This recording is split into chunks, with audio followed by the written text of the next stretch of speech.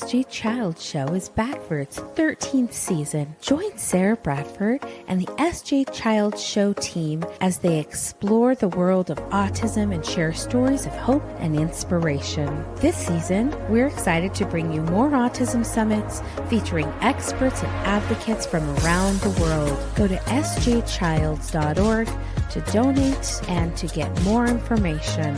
Congratulations on 2024's 20,000 downloads and 300 episodes. Hi, welcome back to the SG Child Show. It's so nice to be here today. I have a lovely guest with a beautiful accent. I know most of my listeners are in America, so we were just joking about appreciating one another's accents. So I know that you guys will really enjoy this episode today, if not just be relaxed by her beautiful voice. Thank you so much for being here. Let's start with just an introduction. Let us know a little bit about yourself. Today, I am having Luminara, and she is coming from Manchester. Hopefully, I'm saying all of the right places in the UK. And it's so nice to have you here. And I'm really glad that we were able to connect to do this show. Yeah, brilliant. So, yes, I've invented the name Luminara. So I had lots of different names through my life because I did so many things. One person could not possibly do all those things. So I started using different pen names. So for my music and my writing and all different things. And then 18 months ago, I did a timeline merge to merge myself into one being. And I chose the name Luminara because it sort of sums everything up. Yeah. It's beautiful. I do lots of different things, as you know, but predominantly I've been healing with my hands since I was a child with animals, and then found Reiki when my son was born. Shall I tell you a bit about that, or shall I continue to what I'm doing? Please, please. I'll tell you how I got into Reiki because it is incredible, really. So obviously I already did hands-on healing with the animals, but I didn't know what it was. I got called a witch and a weirdo when I was a child. It wasn't cool back then to do things like that. And when my son was born, he was dead when they pulled him out.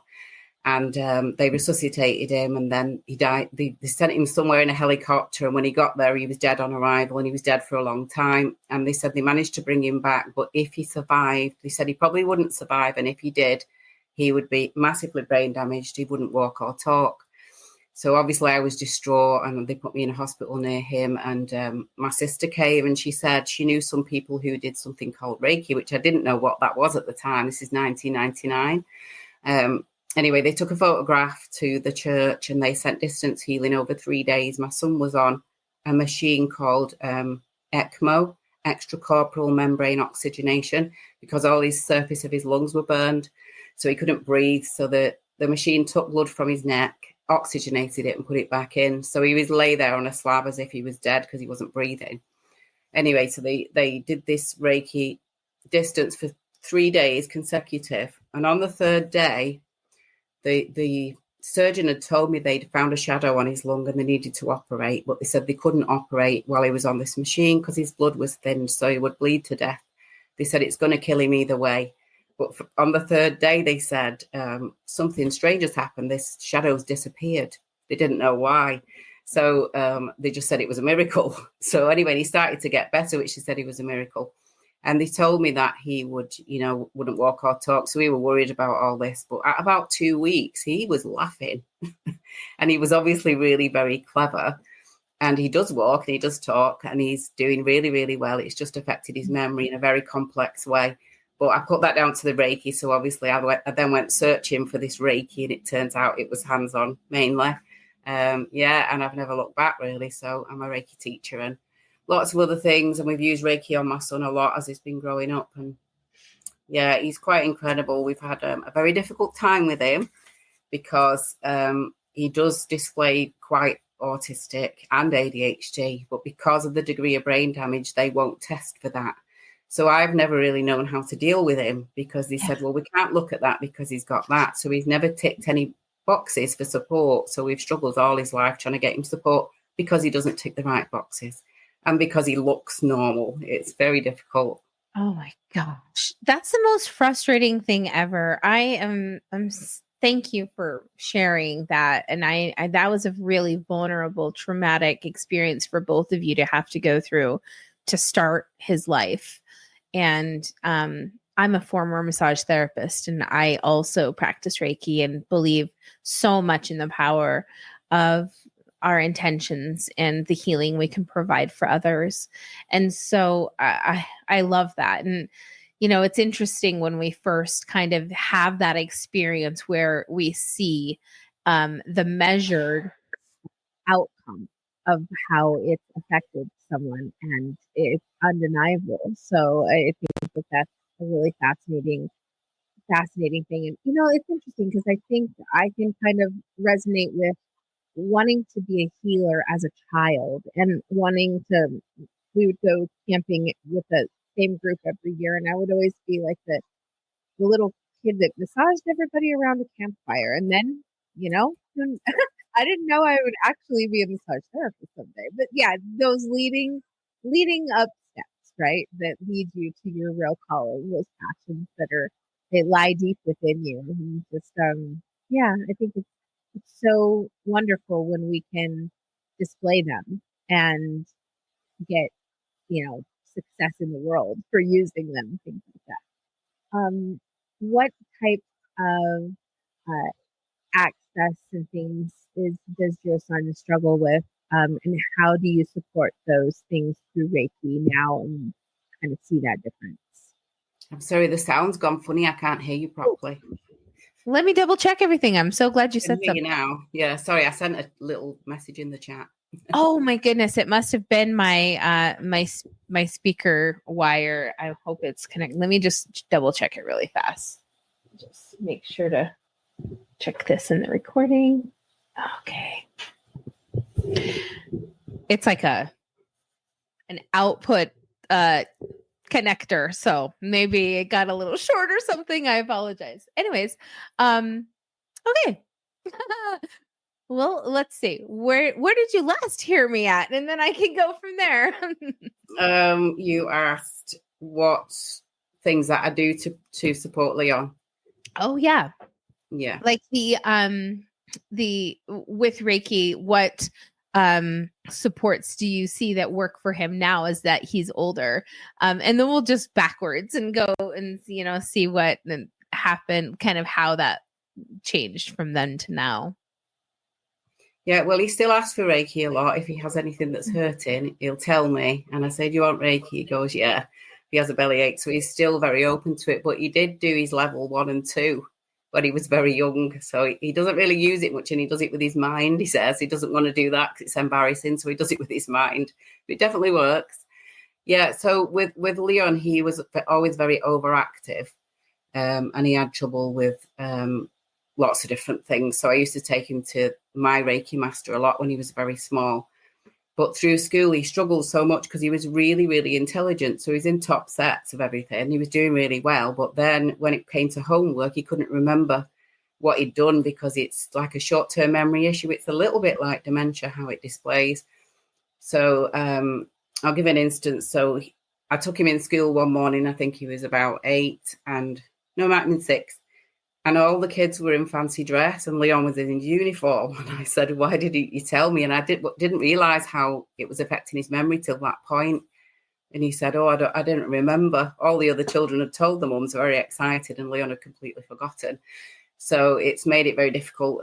He can't do exams or anything like that because in the moment you can tell him something and he'll understand it and he can probably answer the question. But as soon as he walks away, he can't retrieve that then. So it's quite sad that I have to prompt him a lot in front of people. So they ask him a question and he looks at me and I prompt him and he remembers because the memory is in there. It's retrieving it that's difficult. Anyway, he was very, very overactive all through school and we had nothing but trouble. He never wanted to go in. The teachers were cruel to him, shouting at him for forgetting things. And I tried to explain, look, he's got a brain injury from birth and it's obviously it's affecting his memory. And one day he wouldn't go into school and he was screaming and kicking and he said the teacher shouted at him for forgetting something. So I went in and just spoke to the teacher. I was just very nice about it. I said, you need to try and be a little bit more understanding with Leon. He can't remember things. And she shouted at him again for telling me. So yeah, we had nothing but trouble through school. So by first year in secondary school, he was losing everything. He was getting found wandering around on the corridors because they weren't supporting him because they couldn't see where he needed support. And I had enough. I left my job, I sold up everything, and we went to live on a little island just off New Zealand for 6 months. And he went to a little school. There was about 30 children in the whole of the school, and they were all a little bit different. And they took the shoes off when they went in, and they spent a lot of time on the sea and the beach, and he thrived, and he really began to be comfortable with his issues because he'd had to hide them and been shouted at for them. So he was really not wanting to show how his how he was feeling. He'd keep it all in, and then he'd tell me when he got home, but he wouldn't say anything at school. But he really thrived while we were away. But then when we came back, the same issue happened again. He was climbing the walls because he's been used to living outside. We just had problems right through school. It was an absolute nightmare. But that, I suppose, is what led me into the work I do now with children in secondary schools. It's really helped me to understand them and what they need, besides the regular curriculum, any children with difficulties. Absolutely. It's so fascinating when our passions take us down those pathways so that we can help others and we can perceive others so differently. Tell us about the work you're doing now. So when I was quite young, I said to my mum, they should teach meditation in schools because I was very ADHD and busy all the time and get stressed and upset easily. I learned to meditate when I was quite young, and it seemed the only thing that really helped me. So I used to say, I want to teach meditation in schools. It was just a sort of a dream. And then my mum died in 2001. And shortly after, somebody contacted me and they said we had a yoga teacher booked for the children for Child Mental Health Awareness Week. And she's not showing, could you stand in? So I said, of course I can. So someone had heard about a workshop I did, spinal breathing and meditation and stuff. So I went and did it. And it happened to be held in the Heaton Park Hall, which is this really beautiful building in the park near to us, which I'd always wanted to go inside. So it was like two dreams, in one. Mm-hmm. I did 2 sessions with 2 different groups from 2 different schools. And then at the end, one of the teachers came over to me and she said, I really liked what you did. The children really responded so well to it. Would you like to work in the school? Would you come and work in the school for us? So I said, oh, my God, thank you, Mum. It was definitely my mum. So, yeah, I started working there 3.5 years ago. And so I'm in there teaching meditation and mindfulness, and they give me small groups of children, or I do quite a lot of one-to-ones where the child is very emotionally upset or anxious. And I teach them basic meditation skills. But within that, I do trauma healing, which I find a lot of the children who are diagnosed with ADHD or waiting to be diagnosed with ADHD, they all have had a lot of trauma, myself included, and it definitely exacerbates any ADHD tendencies you might have. So I just use guided visualization. Through that, I do the trauma healing. I do mostly body awareness. I get the children out of their heads and into their body. And I tell them that if they can learn to do this and make this like a natural thing they do all the time, when they get to adulthood, they're less likely to be physically poorly, let alone emotionally poorly, because that's what causes it, isn't it? Overthinking, worrying. So, yeah, it's just about taking them into the body. But I've had so much success with everything, with every child I've worked with. It's I'm big on spreading it around the world that everybody needs to be putting this in the curriculum. It's so beneficial. I love that. I just envisioned a space for you at my next summit where all of my guests and it's just a virtual summit. Here's your unofficial invitation to do that. I mean, I can't imagine what a different aspect that would bring to all the viewers and guests and everything, to have that guided visualization and a meditation kind of setting. I love that. So we're setting that up next time after this. Thank you. But, yeah, absolutely. I think it's fascinating. Plus, what a good place for people to learn that in schools and in a setting such as this is where it is needed and so appropriate for the kids when they probably would think it's not. And that's just not the case. Most of the children that I see, I say to them, even when they've had a lot of trauma at home, what's bothering you most? And every one of them says school. Every single child says the same answer. It's school that's bothering them. They can't cope with it. And the schools are still being run in the same way, really, as they were when I was at school. And, it's not appropriate for most of the children. So one of the things I've noticed is everyone's being diagnosed with ADHD and autism now. And I said, maybe it's not a problem of the few. Maybe it's a fact of the whole now, that our brains are changing, they're transforming, they're evolving according to our environment, which is screens, heavy metals in the air, everything is, our brains are just changing. But if the establishments don't change to keep up with this brain change, everything's going to fall apart. So, and we have to, if it doesn't, like you said, it's not going to change. They don't have any plans on changing it. It has to fall apart to be rebuilt. And I completely agree with that. I think that I agree with everything you said, like the evolution of the brain and everything I think is part of it. And I think it's something that they don't look at. And I don't understand why. And maybe that's because we're beautifully neurodivergent and we can see past those those other things. But that's so fascinating. What type of for our listeners who might be teachers or people who might work with small children, what are some small steps and like the outcomes that you see in the children after they have something like a meditation session? So it's a little bit more than meditation. So I work intuitively and I look at where the child is holding their emotional issue. So they'll talk about it and I'll ask them to close their eyes and see where they feel it. And then I can usually tell where they feel it, and I might say it before them.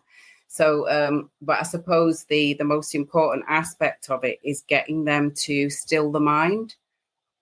So I teach them about letting go of the mind and coming into the body, because that recharges the body. So I tell them this, that when we are thinking, stressing and worrying, we are using up maybe 75% of the body's natural energy that it needs to survive and stay healthy, and the mind. And then if we can stop that mind chattering and come into the body, we're basically putting all the focus in the body. We're bringing 100% of the body's available energy back to it. So I teach them, do you want to be powerful? And we discuss the true word of power, in your own power, not being powerful over other people. And they really get it, because I say you're going to shine more, you're going to feel more confident. Grounding is the answer to your question, really. That is the most important aspect of it all, is get them grounded. I love it. Can I tell you a funny little story about grounding? Bless my neighbors' hearts. They ground their children, but the other way. And I don't have that relationship with my child. And so we had this little discussion, and the kids are kind of mad because when they get in trouble, they have to stay in and get all the things taken away. And I said, well, if you want me to ground you, I'll do it. She just, I took her out. Grounding. No, I know. And that's why you're going to laugh. I took her out to the front lawn, and I said, let's sit down and let's focus on, the energies, and let's breathe in and out. And so then her and I now have a joke that if she ever feels like she's not like everyone else, I can go outside and ground her if she needs to.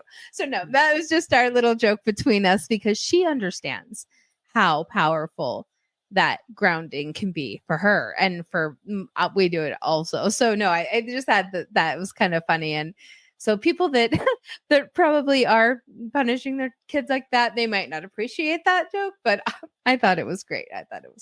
You should be grounding them. If the kids are playing up, they need to be grounded, and not that sort of grounded, get them grounded. Yes, really grounded.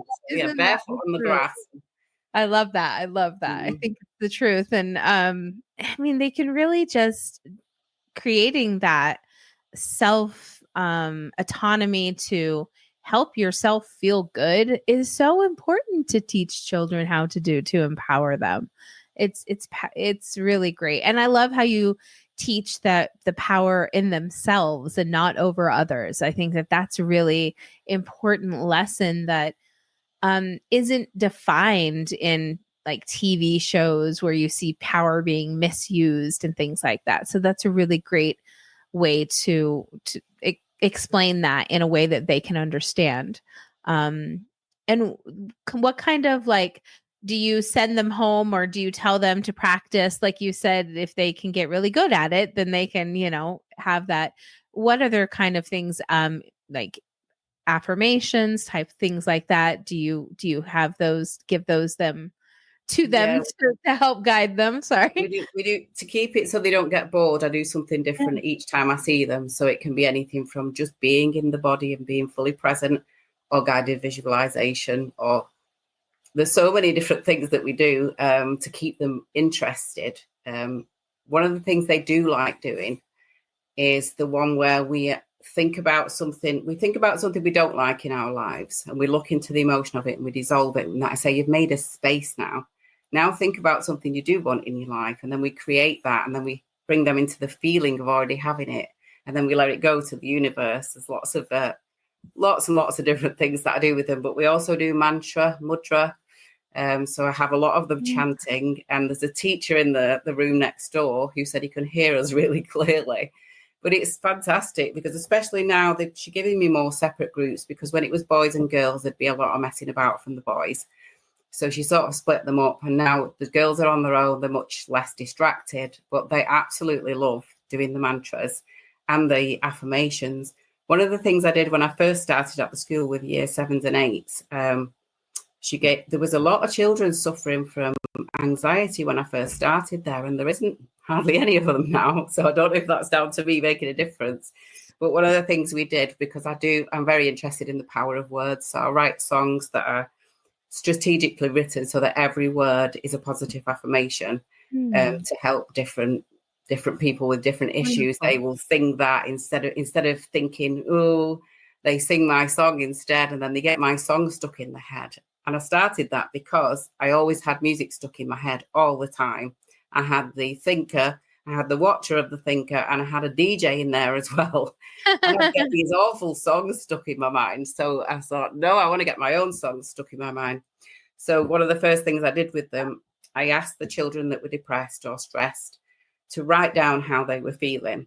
And then we went through, it was just a few sentences. We went through all the sentences and I helped them rewrite them, write the opposite of what they had written. So if they'd written, I have no friends and I'm really sad, I would write, I have lots of friends and I feel great. But then we shifted the words around and created a song with one group and a rap with another group, and they all sang it, and it was beautiful.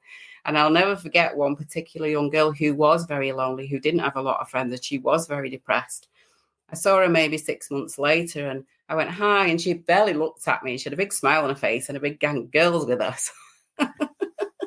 I've got those songs somewhere, but yeah, so I'm sort of guiding them to understand the power of words, especially the power of the words I am, and to understand that we are creating our experience, with every thought and every word we speak. Yeah. So I help them become much more aware of what they say, what they think, how they react, and I help them become aware of energy and other people's energy.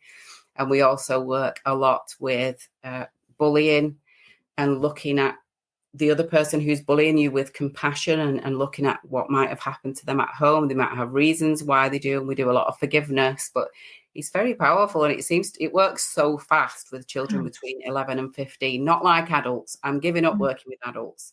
They're very difficult to work with, but the children. So just last week, 2 weeks ago, I saw a young girl and she was very, very full of anger. There was a lot of stuff going on. And I saw her again last week. And I was expecting to have to do quite an intense session with her. So I said, how are you? She said, great. I said, okay. And I checked what we were doing. Oh, have you got any anger? She said, no. And my mum's told me she can't believe the change in me. And that was one 20-minute session I did with her. And it just shows that if you can get on a level with these children, feel what they're feeling, understand it, and we can switch things around so quickly with energy work, because that's what it is, energy and visualization work. That's all it is. It's so powerful. Can we please multiply you into every single school in the world? Well, my aim is to teach everyone to do what I do, because we need more of it. We do. I've even started working outside of the school now with a nursery group, and one of the ladies brought a young girl in who's 12, I think, and she's scared to in school. So I've seen her twice, and apparently she's feeling so much better. And this other school are now interested in what I'm doing because I had to write a letter about her. So I might get in another school with this. I hope you do. They better hope that they get you into their school, because you are changing the lives of these children at such an age that is going to let them pivot if they aren't on the right path, to empower themselves to create that path for themselves of I am opportunities.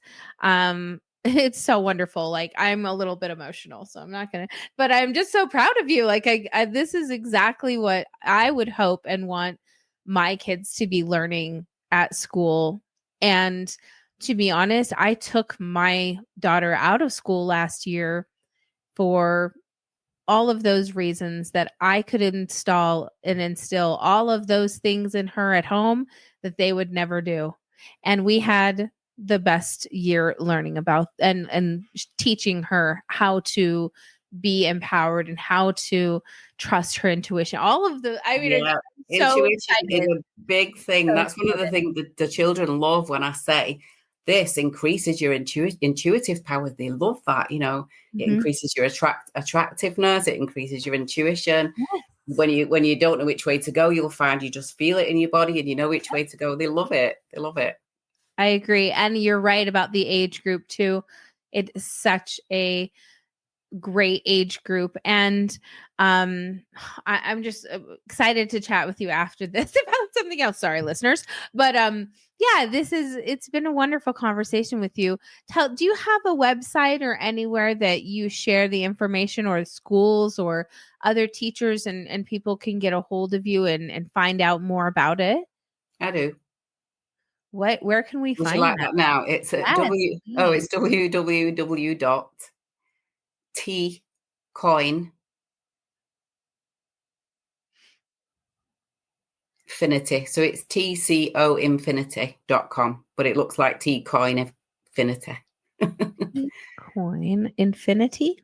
It's the center of infinity.com, but it's tcoinfinity.com. Okay, great. And now I just need to spell right. Infinity. I've spelled that wrong so many times. You double check this for me, but I think I might have done it correctly. Yeah, that's perfect. Okay. Thank you. Oh, wonderful.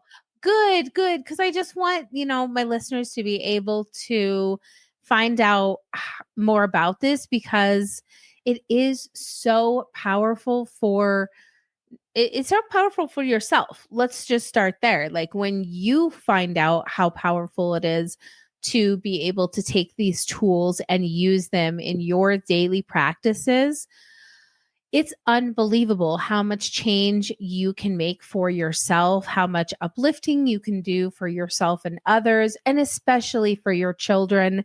My daughter is ADHD, and there's a lot that comes with that package. And I think more than anything, focusing on how to get them, or how to show them how to use the tools they have inside themselves, is the best thing we can do. I think that your teaching is just exactly what the world needs right now.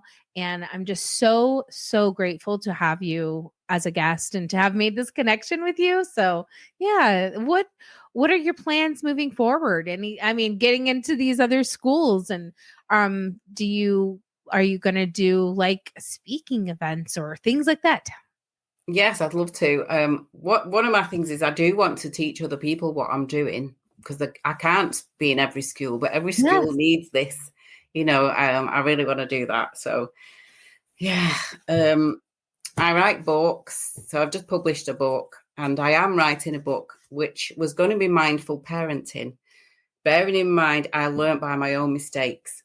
So I've been saying this for 20 years. I'm going to write a book called Mindful Parenting. It might have a different title now, but I'm really big on parents understanding their own energy and how that affects their child, what they say in 100%. front of the child, how they behave. And even if they're not in the same room and they're having a freak out, to accept and understand that that child is picking that up. And I learned that from my own mistakes, mainly. Obviously, I've done a lot more research ever since and working with it all, but it's so important. Parents need to learn this. I do say to the children, can you, because they say maybe the mums or dad's having a hard time, why don't you try this technique with them? And they say, I will, Yeah, absolutely. Yeah, so I've got lots of books that are going to come out. I've got so much writing that I need to gather together and get out there. But yeah, so I could plug my latest book. That would be nice. Please. I do. The children do get a mention, but it's about a lot of things, really. Yeah, it's called Billionaires Club. Oh, do you have a picture? Do you have it with you by chance? I haven't even got a copy myself. Oh, okay. It's out there. Billionaires Club, Pure Love in Action, Luminara. And what I'm looking at there is the rise in human consciousness versus the rise in AI. And will AI dumb us down before our consciousness reaches its heights, which it could do? And we feel that perhaps AI is purposely coming in to prevent the full evolution of human consciousness, because if we were all highly evolved and powerful, all in our sovereign state, they couldn't handle us. They couldn't keep us under control. So that's really what it's about. Yeah. Oh my gosh. And that's so interesting because literally 2 hours ago, my guest that I had earlier was an autistic AI expert that creates AI for autistics. Is his legit, that's the name of the website. So maybe go check that out and see what you think. But he's amazing. And no, I was just saying he's incredible. And so, yeah, if you find that it's something, you might, well, we were thinking of finding a brain chip for my son, because the brain chips that are being made for people with dementia, memory loss. Yeah, but then we're a bit nervous about it in case it dumbs anything else down in there, because he's very intelligent and it's a bit nerve-wracking. But if he had that, he would have independence. So, yeah, it's a difficult one, isn't it? Yes, no, I 100% agree with that. My husband and I have had that discussion in where our son also has a photographic memory and, finished school at 12 and has this incredible brain. But would we want his social skills and everything else to be more typical?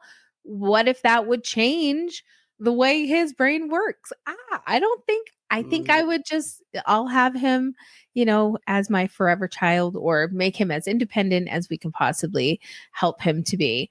And that's okay. But I totally agree with you. It's a very scary thing to not know the after effects. And I think that is something that maybe our generations now are thinking more about than past generations thought about what will be the after effects of all of these things. So I share with all the children that what we are doing is illuminating the pineal gland and the parts of the brain that are being killed off by screens. And so a lot of them, when they first come into the group, they say, I can't visualize, I can. And within 5 or 10 minutes with the processes I use, they're able to visualize. And it's as if it ignites it. It's not gone. It's not completely gone, but it's dormant. And then when you ignite it, it gets going again. And I say, you must practice these things. Look away from your phone when you can, daydream, use these visualizing techniques, because it's been scientifically proven that part of the brain is shrinking. It's non-existent in most of the younger kids now. Yeah, exactly. Oh my goodness.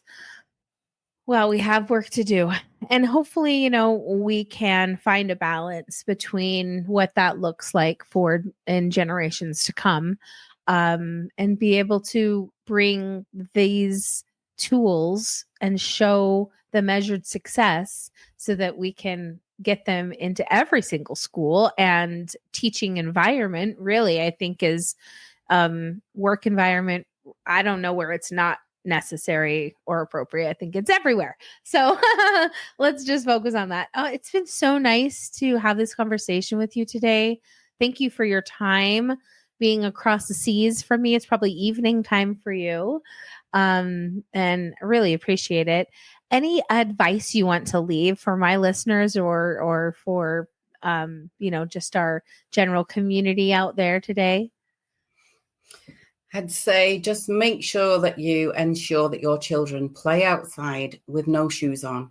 Lie on the bed and look out the window and stare at the sky. Just the regular things that most of them don't do anymore. It's so important. Yeah. And just keep up the natural side of everything with your children, and be very aware of your energy on them, because especially these golden, indigo, crystal, diamond children that are here now, this is another thing I do tell them at the school. You're here for a reason. You are way more powerful than you think, and you feel like you don't fit in and you get in trouble all the time. That's because your energy is different. You've got more DNA strands than normal children. You're the chosen ones, really. You've come back to sort of save the earth. So just remember the children you have got. They're special and they're here for a reason, So I love that. Thank you. Thank you for reminding people. And it's been really lovely to chat with you today. And I hope that we get to stay in touch. Me too. Lovely to meet you. Thank you.